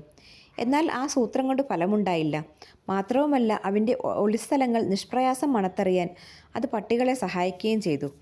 അവൻ്റെ ഗന്ധം സുപരിചിതമായി തീർന്നതുകൊണ്ട് അവയ്ക്കത് അരോചകമായി തോന്നിയില്ല. ഫ്രാന്തിക് ഒരു ഉല്ലാസപ്രിയനായിരുന്നതുകൊണ്ടും അവന് ഇഷ്ടം പോലെ തീറ്റി കിട്ടിയിരുന്നതുകൊണ്ടും ഒളിച്ചു വെക്കുന്ന സാധനങ്ങളുടെ കാര്യം അപ്പോൾ തന്നെ അവൻ മറക്കുകയാണ് പതിവ്. എന്നാൽ വളരെ പ്രധാനപ്പെട്ട ഒന്നോ രണ്ടോ ഒളിസ്ഥലങ്ങളുടെ കാര്യം അവൻ ഓർത്തിരിക്കും. വളരെ പ്രയാസപ്പെട്ട് വലിയൊരു വിറക് കഷ്ണം തള്ളിമാറ്റി അടിയിൽ നോക്കുമ്പോൾ താൻ വെച്ചിരുന്ന സോസേജ് അവിടെ കണ്ടില്ലെങ്കിൽ അവൻ വല്ലാതെ സങ്കടപ്പെടും. സങ്കടവും ദേഷ്യവും സഹിക്കവയ്യാതെ വാൽ കാലുകൾക്കിടയിലേക്ക് തിരികെ കൊണ്ട് അവൻ പൂമുഖത്തേക്ക് ഓടിവരും. പിന്നീട് അഴികളുടെ മുകളിലേക്ക് ചാടിക്കയറി ചെവികൾ തലയോട്ടിയോട് ചേർത്ത് പിടിച്ചുകൊണ്ട് അവൻ ങ്ങിർ എന്ന് വളരെ നേരം മുരണ്ടുകൊണ്ടിരിക്കും. ഇടയ്ക്ക് ചിലപ്പോഴെല്ലാം നാക്കുകൊണ്ട് ശബ്ദം കേൾപ്പിച്ചും ആരോ അത് കട്ടെടുത്തു, ഈ പാവത്തിനെ പറ്റിച്ചു. ശുചിത്വത്തിൽ ഫ്രാന്തിക് വിശ്വസിച്ചിരുന്നില്ല. അവൻ പൊടിയിലും ചവറ്റുകൂനയിലും കിടന്നുരുളും. അത് കഴിയുമ്പോൾ കടലാസ് കഷ്ണങ്ങളും തുണിത്തുണ്ടുകളും അവൻ്റെ രോമത്തിൽ പറ്റിപ്പിടിച്ചിരിക്കും. നോക്കൂ, ഫ്രാന്തിക് വീണ്ടും ക്രിസ്മസ് മരമായി. സോനിയ എത്ര പ്രാവശ്യം ചീകിയാലും തുടച്ചാലും അവൻ്റെ രോമം വെടിപ്പായി ഇരിക്കുകയില്ല. സോനിയ അവൻ്റെ രോമത്തിൽ നിന്ന് ചരടും തുണിത്തുണ്ടുകളും എടുത്തു മാറ്റി 1 മണിക്കൂർ കഴിയും മുമ്പ് അവൻ വീണ്ടും പൊടിയിൽ കിടന്ന് ഉരുളുകയോ വൈക്കോൽത്തട്ടിൽ കയറുകയോ ചവറ്റുകൂണിയിൽ കളിക്കുകയോ ചെയ്ത് ദേഹം പഴയതിലും വൃത്തികേടാക്കും. ഫ്രാന്തിക് എപ്പോഴും ഒറ്റയ്ക്കോ നതാഷയോടൊപ്പമോ കളിച്ചുകൊണ്ടിരുന്നു. അവർ ഓടിക്കളിക്കുകയും ചാടുകയും ഒളിച്ചു കളിക്കുകയും ചെയ്യാറുണ്ടായിരുന്നു. ഫ്രാന്തിക് ഒരു ഉരുളൻ തടിയുടെ പിന്നിൽ ചെന്ന് നിന്ന് തല കുനിച്ചു പിടിച്ചുകൊണ്ട് ഒളിഞ്ഞു നോക്കും. എല്ലാവർക്കും അവൻ്റെ ദേഹം മുഴുവൻ കാണാമെങ്കിലും താൻ ശരിക്ക് ഒളിച്ചിരിക്കുകയാണെന്ന് അവൻ വിശ്വസിച്ചിരുന്നു. ഫ്രാന്തിക്കിന് മധുരം വളരെ ഇഷ്ടമായിരുന്നു. അമ്മയുടെ താക്കീത് വകവയ്ക്കാതെ ഞങ്ങൾ രഹസ്യമായി പഞ്ചസാര എടുത്ത് ഫ്രാന്തിക്കിന് കൊടുക്കാറുണ്ടായിരുന്നു. പിൻകാലുകളിൽ എണീറ്റ് നിന്ന് പോക്കറ്റിലേക്ക് മോന്തയിട്ട് തന്നെത്താനെ അതെടുക്കാൻ ഞങ്ങൾ അവനെ പഠിപ്പിച്ചിട്ടുണ്ട്. അവന് പഞ്ചസാരക്കട്ട എവിടെ നിന്ന് കിട്ടിയെന്ന് അമ്മ ചോദിച്ചാൽ ഞങ്ങൾ കുറ്റക്കാരല്ലെന്ന് പറയാമല്ലോ. പോക്കറ്റിൽ പഞ്ചസാരക്കട്ട ഇട്ടുകൊണ്ട് ഞങ്ങൾ മുറ്റത്ത് വളരെ സാവധാനം നടക്കും. ഫ്രാന്തിക്കിന് ഉടൻ കാര്യം മനസ്സിലാകും. അവൻ ഓടി വന്ന് പോക്കറ്റിൽ നിന്ന് പഞ്ചസാരക്കട്ടയും എടുത്തുകൊണ്ട് മറുവശത്തേക്ക് ഓടും. ഫ്രാന്തിക്കിന് പഞ്ചസാര കൊടുക്കരുതെന്ന് ഞാൻ പറഞ്ഞിട്ടില്ലേ, അമ്മ വഴക്ക് പറയും. ഞങ്ങൾ അവന് പഞ്ചസാര കൊടുത്തില്ല. എൻ്റെ പോക്കറ്റിൽ നിന്ന് അവൻ തന്നെ എടുത്തതാണ്. ഞാൻ അത് എനിക്ക് തിന്നാൻ വെച്ചിരുന്നതാണ്. അമ്മ എന്തു ചെയ്യും? ഭരണയിൽ നിന്ന് പഞ്ചസാര കാണാതായിക്കൊണ്ടിരുന്നു. എന്നാൽ ആരും കുറ്റക്കാരല്ല. ഞങ്ങളുടെ പോക്കറ്റ് തപ്പി പരിചയമായതുകൊണ്ട് ഫ്രാന്തിക് അടുത്തുകൂടി പോകുന്നവരുടെ എല്ലാം പോക്കറ്റ് പരിശോധിച്ചു തുടങ്ങി. ഒരു ദിവസം തടിക്കൂനയുടെ മുകളിൽ അവൻ നിരുത്സാഹനായി ഇരിക്കുമ്പോൾ ഗേറ്റ് തുറന്ന് 2 പേർ മുറ്റത്തു കടന്നു. ചൂടുകാലത്തിന് യോജിച്ച കനം കുറഞ്ഞ കുപ്പായം ധരിച്ച ഒരു സ്ത്രീയും വലിയ പോക്കറ്റുള്ള മഴക്കോട്ടിട്ട ഒരു പുരുഷനും. അവരെ കണ്ടയുടൻ ഫ്രാന്തിക് ചാടി എണീറ്റ് താഴെ ഇറങ്ങി. തുടൽ കിലുക്കിക്കൊണ്ട് സന്ദർശകരുടെ അടുത്തേക്ക് ഓടിച്ചെല്ലുമ്പോൾ അവൻ്റെ കണ്ണ് ആ വലിയ പോക്കറ്റുകളിൽ തന്നെയായിരുന്നു. അതാ നോക്കൂ, ഗേറ്റിനടുത്തേക്ക് പിൻവാങ്ങിക്കൊണ്ട് സ്ത്രീ വിളിച്ചു പറഞ്ഞു. ഹേയ് പയ്യൻ, നീ ഞങ്ങളെ കടിക്കില്ല ഊവോ? പുരുഷൻ ധൈര്യസമേതം പറഞ്ഞു.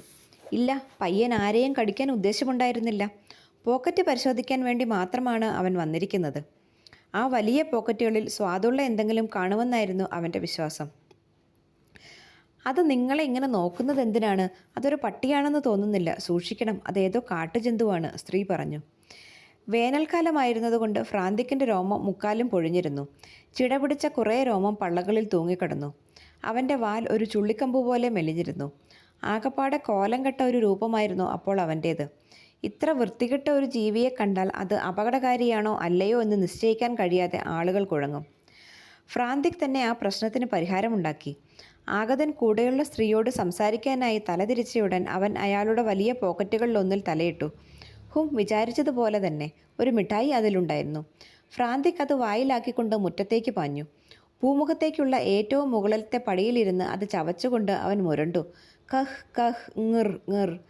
ആ അത്ഭുത ജീവി തൻ്റെ പോക്കറ്റടിച്ചുവെന്ന് ആഗതന് മനസ്സിലായി. അയാൾ പൊട്ടിച്ചിരിച്ചു. കള്ളൻ അവൻ്റെ നോട്ടം അതിലായിരുന്നു. അവൻ നിങ്ങളെ ആക്രമിക്കുന്നത് കണ്ടപ്പോൾ നിങ്ങളുടെ പള്ള കടിച്ചെടുക്കുമെന്നാണ് ഞാൻ വിചാരിച്ചത്. പക്ഷെ അവന് വേണ്ടിയിരുന്നത് ആ മിഠായിയാണ്. അവൻ എന്തൊരു ബുദ്ധിമാനാണ്, നേരെ നിങ്ങളുടെ പോക്കറ്റിൽ തലയിട്ടു. അച്ഛൻ ധൃതിയിൽ പുറത്തേക്ക് നടന്നു വന്നു. നടന്നതെന്താണെന്ന് അദ്ദേഹത്തിന് മനസ്സിലായില്ല. ആഗതർ പൊട്ടിച്ചിരിക്കുന്നു. ഫ്രാന്തിക് എന്തോ തിന്നുകൊണ്ട് മുരളുന്നു. കുട്ടികളുടെ കുസൃതിയാണ്. നടന്നതെന്താണെന്ന് അറിഞ്ഞപ്പോൾ അച്ഛൻ പറഞ്ഞു, അവർ ഇവനെ എല്ലാ വിദ്യകളും പഠിപ്പിച്ചു വെച്ചിട്ടുണ്ട്. നിങ്ങൾ കോപിക്കയില്ലെന്ന് വിശ്വസിക്കുന്നു. കുറുമ്പൻ പോക്കറ്റിൽ തലയിടാൻ നോക്കുന്നു. അവർക്ക് ദേഷ്യം തോന്നിയില്ലെന്ന് മാത്രമല്ല, ഫ്രാന്തിക്കിനെ വളരെ ഇഷ്ടപ്പെടുകയും ചെയ്തു. ഫ്രാന്തിക്കിൻ്റെ കുസൃതികളെപ്പറ്റി അച്ഛൻ വിവരിച്ചപ്പോൾ അവരുടെ കൗതുകം വർദ്ധിച്ചു. 15 മിനിറ്റ് കഴിയുന്നതിന് മുൻപ് തന്നെ ആ മനുഷ്യർ ഞങ്ങളുടെ ചിരകാല സുഹൃത്തുക്കളാണെന്ന് ഞങ്ങൾക്ക് തോന്നി. അടുത്തുള്ള ബോർഡിംഗ് സ്കൂളിലെ 2 യുവ അധ്യാപകരായിരുന്നു അവർ. അമ്മ അവരെ ചായ കുടിക്കാൻ ക്ഷണിച്ചു. ഞാനും സോനിയും സമോവാർ തിളപ്പിച്ചു. യൂലിയ ചായക്കോപ്പകളും കസേരകളും കൊണ്ടുവന്നു. ചായ കുടിച്ചുകൊണ്ടിരുന്നപ്പോൾ അതിഥികൾ ഫ്രാന്തിക്കിനെ പ്രശംസിച്ചുകൊണ്ടിരുന്നു. കൊച്ചു മിടുക്കൻ, എത്ര നാളായി അവനെ വളർത്താൻ തുടങ്ങിയിട്ട്. അവനെക്കൊണ്ട് നിങ്ങൾക്ക് വലിയ ശല്യമായിരിക്കും. അവനെ ഞങ്ങളുടെ സ്കൂളിന് സംഭാവന ചെയ്യാമോ? അവിടെ അവന് സുഭിക്ഷമായി കഴിയാം. പകരം ഒന്നാന്തരം ഒരു പട്ടിക്കുട്ടിയെ നിങ്ങൾക്ക് തരാം. എന്തു പറയുന്നു? അച്ഛൻ സംശയിച്ചു നിന്നു. എങ്കിലും ഈ സംഭാഷണം മുഴുവൻ ശ്രദ്ധിച്ചുകൊണ്ട് പൂമുഖത്തേക്കുള്ള പടവുകളിലൊന്നിൽ നതാഷ ഇരിക്കുന്നത് അദ്ദേഹം കണക്കിലെടുത്തില്ല. ഒന്നാമത് ഫ്രാന്തിക് എൻ്റെ സ്വന്തമാണ്, ആഴമുള്ള ശബ്ദത്തിൽ അവൾ പറഞ്ഞു. വീണെൻ്റെ മൂക്കിൽ നിന്ന് ചോര വന്നപ്പോൾ അമ്മ പറഞ്ഞിട്ടുണ്ട് ഫ്രാന്തിക് എൻ്റേത് മാത്രമാണെന്ന്. അവനെ കൊടുത്ത് ഒരു തെണ്ടിപ്പട്ടിയെ വാങ്ങാൻ ഞാൻ ഉദ്ദേശിക്കുന്നില്ല. അവളുടെ ശോഭം കണ്ട് അധ്യാപകർ പുഞ്ചിരിച്ചു. അതുകൊണ്ട് ആ ചൊറി പിടിച്ച പട്ടിയെയും കൊണ്ട് നിങ്ങൾ പോയി മരിക്കിൻ, നതാഷ കൂട്ടിച്ചേർത്തു. നതാഷ, പോ അപ്പുറത്ത്. പെണ്ണിൻ്റെ അധിക പ്രസംഗം കണ്ടില്ലേ? നീ നിൻ്റെ ഫ്രാന്തിക്കിനേക്കാൾ മോശമായാണ് പെരുമാറുന്നത്. നതാഷ ധിക്കാരത്തോടെ പടവുകളിറങ്ങി ഫ്രാന്തിക്കിനെയും എടുത്തുകൊണ്ട് വൈക്കോൽ തട്ടിൻ്റെ മുകളിലേക്ക് പോയി. അവിടെ ഒറ്റയ്ക്കിരുന്ന് കണ്ണുനീർ തുടച്ചുകൊണ്ട് അവൾ ഫ്രാന്തിക്കിനോട് സങ്കടം പറഞ്ഞു. താൻ ഇല്ലായിരുന്നെങ്കിൽ അവർ തൻ്റെ ഓമനയെ കൊണ്ടുപോയേനെ.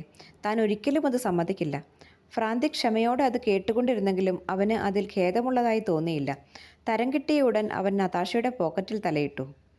നതാഷ ഫ്രാന്തിക്കിനോട് കച്ചിത്തട്ടിലിരുന്ന് സങ്കടം പറഞ്ഞുകൊണ്ടിരുന്ന സമയത്ത് പൂമുഖത്ത് മുതിർന്നവർ അവരുടെ ഭാഗധേയം നിർണയിക്കുകയായിരുന്നു. തങ്ങളുടെ ബോർഡിംഗ് സ്കൂളിനെ പറ്റി അധ്യാപകർ വളരെ പ്രശംസിച്ചു പറഞ്ഞു. കാട്ടിലുള്ള ആ സ്ഥാപനം ആദ്യം ആരോഗ്യം കുറഞ്ഞ കുട്ടികളെ മാത്രം ഉദ്ദേശിച്ചു തുടങ്ങിയതാണ്. മലമുകളിലെ പൈൻകാടുകൾക്കിടയിലുള്ള ശുദ്ധവായു ആരോഗ്യം വീണ്ടെടുക്കാൻ അവരെ സഹായിച്ചു. ഞങ്ങളുടെ വീട്ടിൽ നിന്ന് അകലെയായിരുന്നില്ല ആ സ്കൂൾ. ആ കുട്ടികൾ ആദ്യമായി ഇവിടെ വന്നപ്പോൾ അവരുടെ കോലം കാണേണ്ടിയിരുന്നു. ഇപ്പോൾ അവരെ തിരിച്ചറിയാൻ കഴിയുകയില്ല. വിശക്കുന്ന ഒരു പറ്റം ചെന്നായ്ക്കളെ പോലെയാണ് അവർ. എത്ര വേണമെങ്കിലും തിന്നോളും. അവർ മല കയറുകയും പുഴകളിൽ നീന്തുകയും ചെയ്യും. വെയിൽ കാഞ്ഞ് നല്ല തവിട്ട് നിറമായിട്ടുണ്ട് എല്ലാവരും. നതാഷ ഫ്രാന്തിക്കിനോട് കച്ചിത്തട്ടിലിരുന്ന് സങ്കടം പറഞ്ഞുകൊണ്ടിരുന്ന സമയത്ത് പൂമുഖത്ത് മുതിർന്നവർ അവരുടെ ഭാഗധേയം നിർണയിക്കുകയായിരുന്നു. തങ്ങളുടെ ബോർഡിംഗ് സ്കൂളിനെ പറ്റി അധ്യാപകർ വളരെ പ്രശംസിച്ചു പറഞ്ഞു. കാട്ടിലുള്ള ആ സ്ഥാപനം ആദ്യം ആരോഗ്യം കുറഞ്ഞ കുട്ടികളെ മാത്രം ഉദ്ദേശിച്ചു തുടങ്ങിയതാണ്.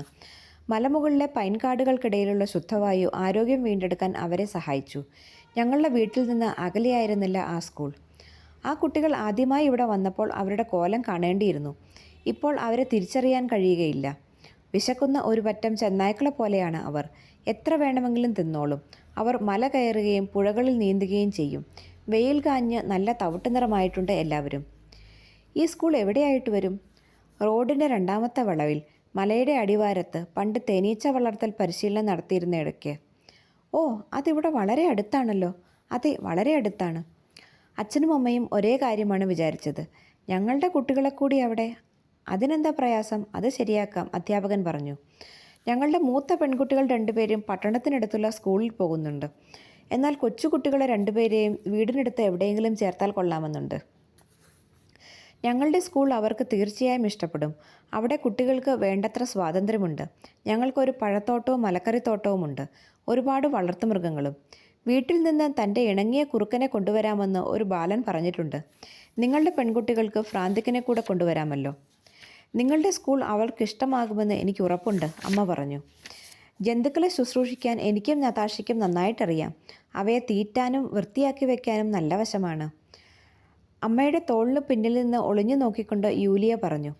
അവളും നതാഷയും സ്കൂളിൽ പോകുന്നതിനെപ്പറ്റി സ്വപ്നം കണ്ടുകൊണ്ടിരിക്കുകയായിരുന്നു. നതാഷ ആരാണ്? അധ്യാപകൻ ചോദിച്ചു. ഞാൻ പട്ടിയെയും കൊണ്ടുപോയി മരിക്കാൻ പറഞ്ഞ കുട്ടിയാണോ? അവൾക്ക് തെറ്റുപറ്റി, പരിഭ്രമത്തോടെ ചുമച്ചുകൊണ്ട് യൂലിയ പറഞ്ഞു. അവൾക്ക് തെറ്റുപറ്റി, അവളെല്ലാം കൂട്ടിക്കുഴച്ചു. മുതിർന്നവർ അതേപ്പറ്റി ചർച്ച ചെയ്തുകൊണ്ടിരുന്നപ്പോൾ യൂലിയ ശബ്ദമുണ്ടാക്കാതെ പടവുകളിറങ്ങി മുറ്റത്തെത്തി.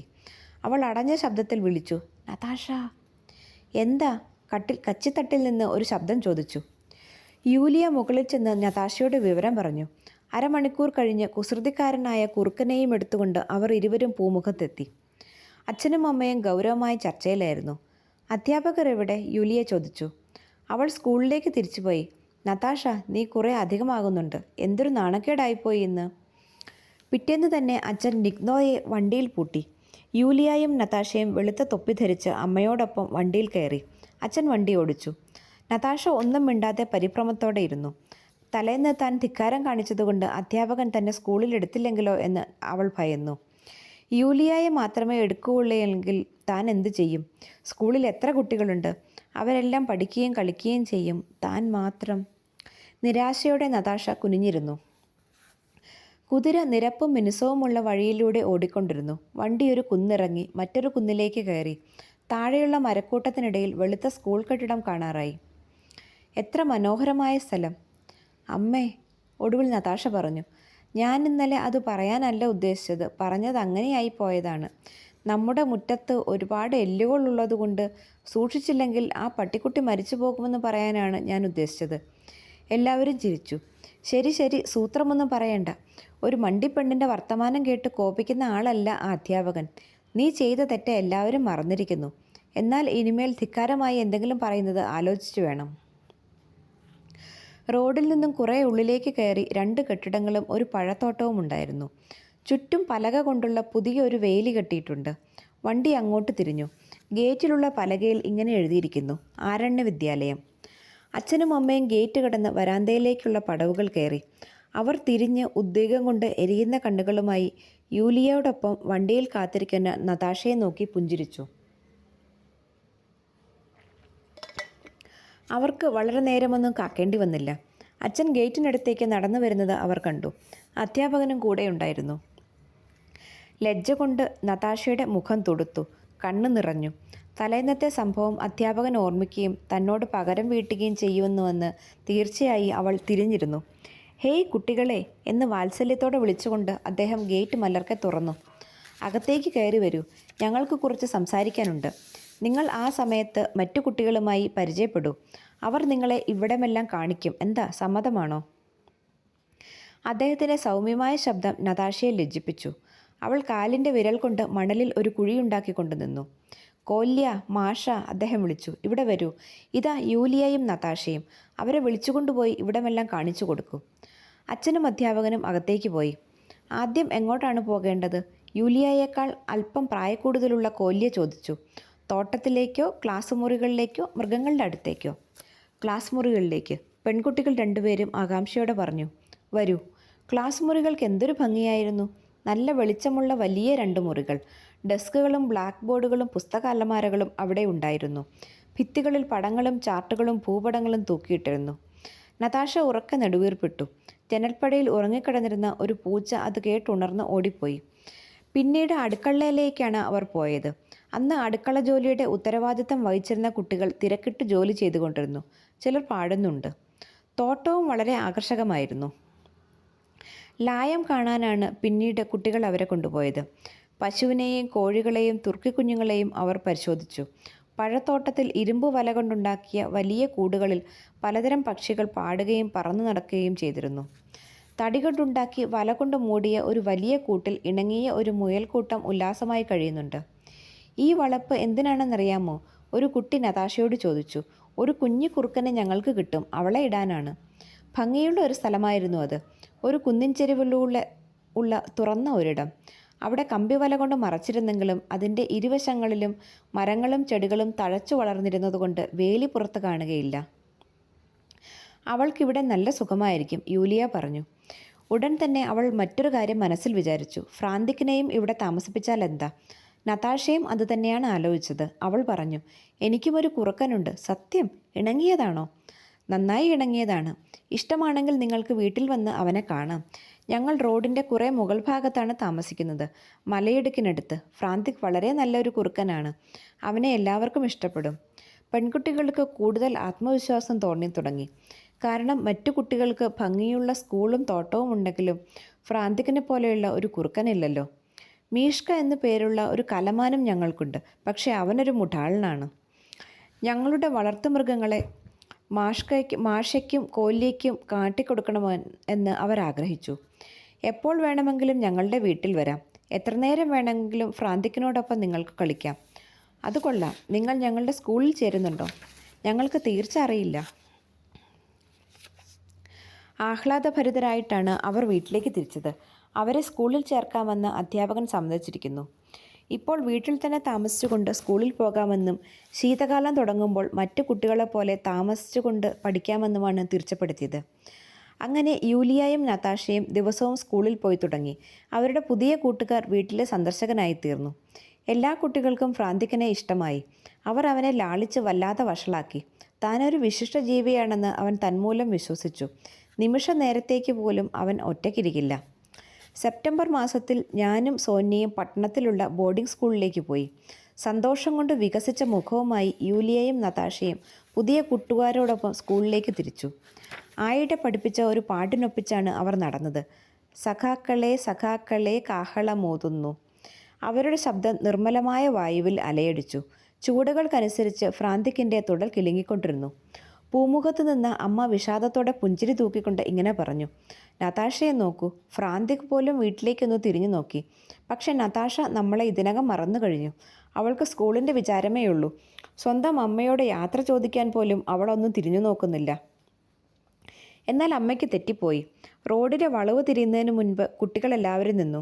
ഫ്രാന്തിക്കിനെ മുകളിലേക്ക് ഉയർത്തിപ്പിടിച്ചുകൊണ്ട് തൊപ്പി വീശി അവർ യാത്ര പറഞ്ഞു. നല്ലത് വരട്ടെ കുട്ടികളെ, വികാരാധീനയായി അമ്മ മന്ത്രിച്ചു. വീടുറങ്ങിപ്പോയി. ഉച്ചഭക്ഷണത്തിന് ശേഷം ഒരു വീപ്പയുടെ പുറത്ത് കിടന്ന് ഫ്രാന്തിക് കൂർക്കം വലിച്ചുറങ്ങും.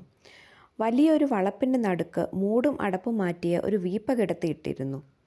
വണ്ണമുള്ള തടികൾ തുറന്നുണ്ടാക്കിയ 2 വലിയ കുഴലുകൾ വീപ്പയുടെ തുറന്ന രണ്ടറ്റത്തും ഘടിപ്പിച്ചിരുന്നു. കുറുക്കന്മാർ ഏറ്റവും ഇഷ്ടപ്പെടുന്ന തരം മാളമായിരുന്നു അത്. 2 വാതിലുകളുള്ള മാളം. മഴയുള്ളപ്പോൾ ഫ്രാന്തിക് തൻ്റെ വീട്ടിനുള്ളിലിരിക്കും. ഇന്ന് വെയിലുള്ളതുകൊണ്ട് മേൽക്കൂരയിൽ കിടന്നാണ് അവൻ ഉറങ്ങുന്നത്. ഇന്ന് രാവിലെ അവനൊരു പുതിയ ചങ്ങാതിയെ കിട്ടി. ലീസ എന്നു പേരുള്ള ഒരു കുറുക്കൻ അവനോടൊപ്പം താമസം തുടങ്ങി.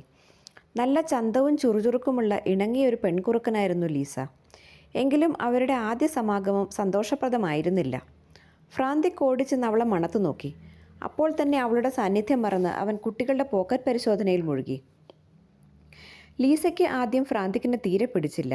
പക്ഷെ പിന്നീട് അവൾ ഒരു നിഴൽ പോലെ അവൻ്റെ പുറകെ നടന്നു തുടങ്ങി. ഇപ്പോൾ വീപ്പയുടെ പുറത്ത് കിടന്ന് ഫ്രാന്തിക് നല്ല ഉറക്കമാണ്.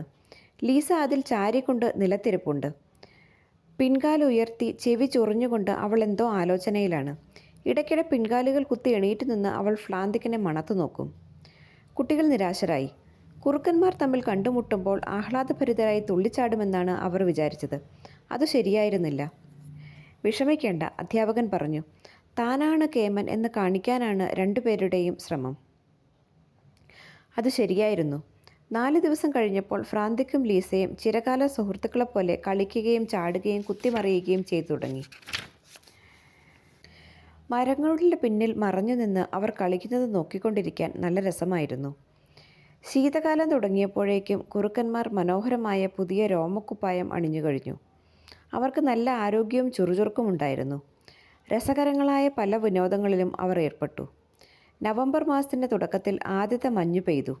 പിന്നീട് നല്ല തണുപ്പ് തുടങ്ങി. വീടുകളിൽ അടുപ്പുകൾ ജ്വലിച്ചുകൊണ്ടിരുന്നു. മഞ്ഞണിഞ്ഞ വെളുത്ത മരങ്ങളുടെ മുകളിലേക്ക് പുകക്കുഴലുകളിൽ നിന്ന് പുക ഉയർന്നു. ആണ്ടുപിറപ്പ് കഴിഞ്ഞപ്പോൾ അധ്യാപകൻ പറഞ്ഞു, നമുക്ക് ഇരുമ്പുവലയ്ക്ക് ചുറ്റും തടി കൊണ്ട് ഒരു മറ കെട്ടണം. മരങ്ങളിൽ ഇലയില്ലാത്തതുകൊണ്ട് അവ ഇപ്പോൾ ഫ്രാന്തിക്കിനെയും ലീസയെയും കാറ്റിൽ നിന്നോ നമ്മളിൽ നിന്നോ മറച്ചു പിടിക്കുന്നില്ല. നമ്മളിൽ നിന്ന് മറച്ചു പിടിക്കുന്നത് എന്തിനാണ്? അവരെ നാം ഒറ്റയ്ക്ക് വിട്ടാൽ വസന്തത്തിൽ അവർക്ക് കുട്ടികളുണ്ടാവും.